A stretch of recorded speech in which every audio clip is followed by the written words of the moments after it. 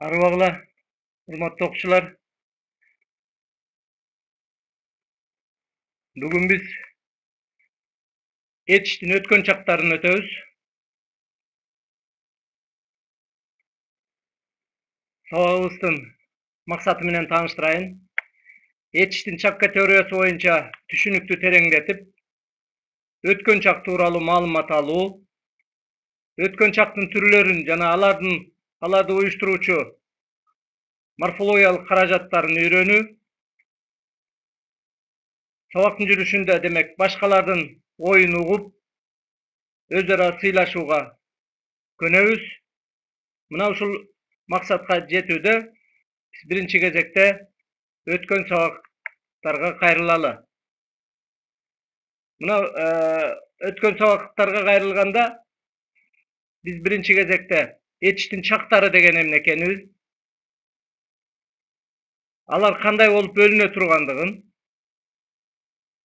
demek uçurçak, keleğirçak, ötkönçak. Alar bir-birinden kanday ayırmalanyp atat. Al emi ötkön çakta buga çeyinki eki çaktan emne ayırmaçılıklar bar eken, mına uşul maselelerge toktolabыз. Esiňerge bir sira salgyla, demek etişin çaktary degen emne eken, kançaga bölünöt eken, alar tüzülüşü boýunça kanday eken, kanday müçölördün jardamy menen uýuşulup atat, keleğirçak kançaga bölünüp atat, aykın keleğirçak kanday, arsar keleğirçak kanday. Mına de ötkön çakka çeyinki maselelerdi bir sira esiňerge salgyla. Jogap berүүçüler bolsa jogap bergile.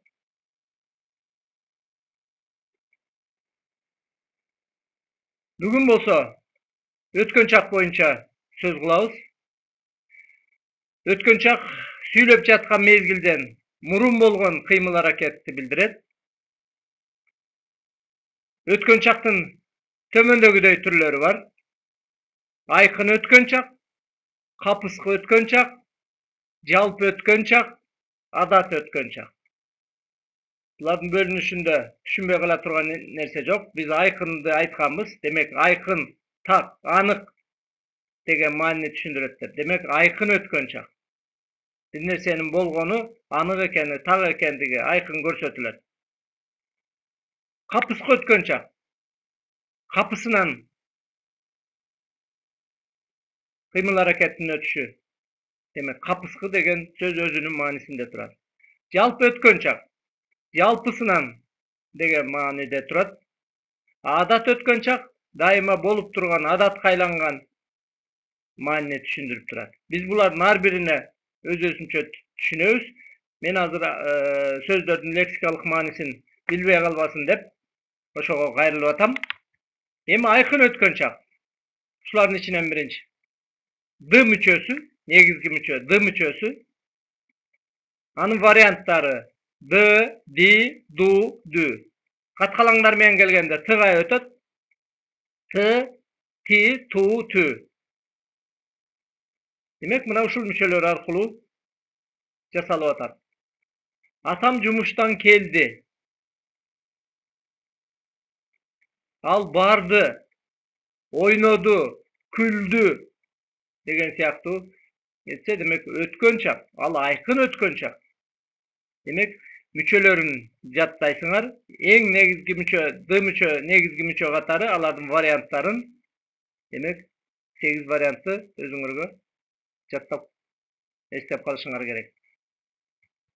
Andan keyin kapıskı ötkön çak. Öp, ip, up, üp, ıptır, iptir, uptur, üptür müçöleri arkulu jasalar.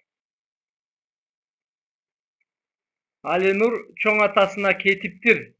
Al barıptır. Oturuptur degendey.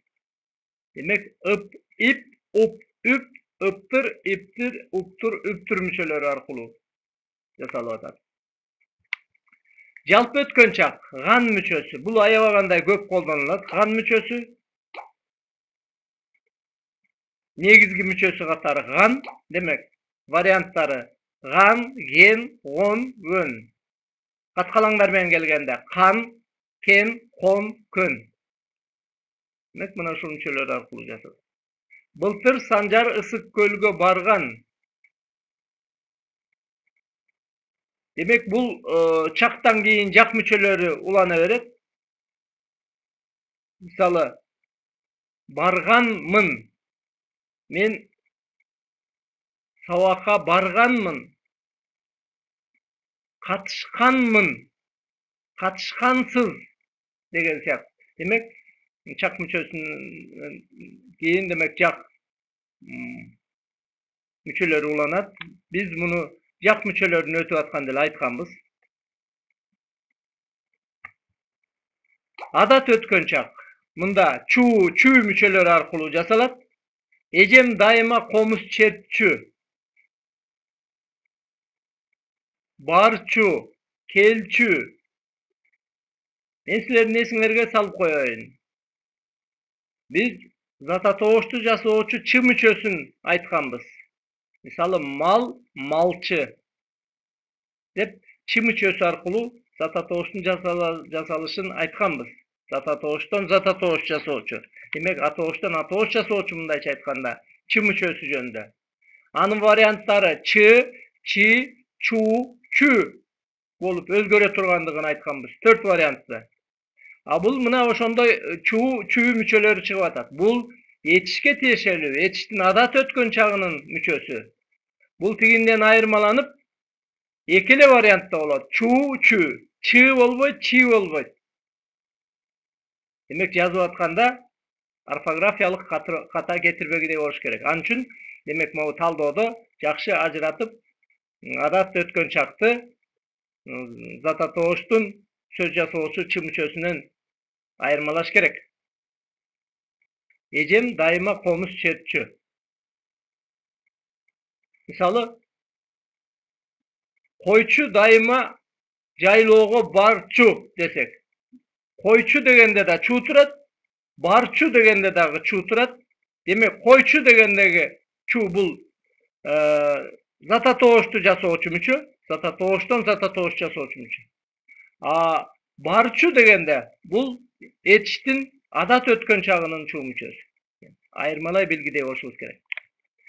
Эми мына ушуларды бышыктайлы. 473-көнүгүн иштейбиз. Айкын өткөн чак кайсы мүчөлөр аркылуу жасалат? Капыска өткөн чак кайсы мүчөлөр аркылуу жасалат? Жалпы өткөн чак кайсы мүчөлөр аркылуу жасалат? Адат өткөн чак кайсы мүчөлөр аркылуу жасалат? Мына ушуларды эсиңерге салгыла. Мисал түзгөнгө дайыма даяр турушуңар керек. Мүчөнү айткандан кийин мисал түзүш ал оңой.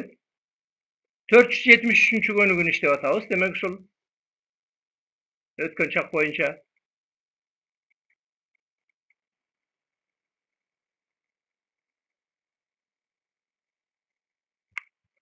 тапшырма алдык. Тапшырма үйгө 474-көнүгү. Көнүгүүдөгү этиштерди таап, жазып, уңгу мүчөгө ажыратуу жана кайсы чакта тургандыгын аныктоо. Уңгу мүчөгө ажыратып, өз белгилери менен белгилеп, анан кайсы чакта турат? Демек, келер чакпы, учур чакпы, өткөн чакпы? Мына ушуну так ажыратышыбыз керек. Демек, балдар, биз бүгүн этиштин өткөн чагы боюнча сөз кылдык. Мында кыймыл аракет сүйлөп жаткан учурдан мурда болуп өткөндүгүн билдиргендигин. Өткөн чак 4кө бөлүнүп аткандыгын. Айкын өткөн чак, адат өткөн чак, капыска өткөн чак, жалпы өткөн чак. Буларды жасай турган мүчөлөрүн ар бирин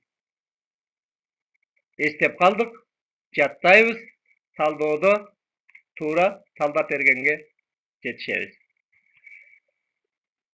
Урматтуу окуучулар, şu менен биз бүгүнкү сабакты жыйынтыктайлы. Анан сабакта кездикиче аманчылыкта тургула.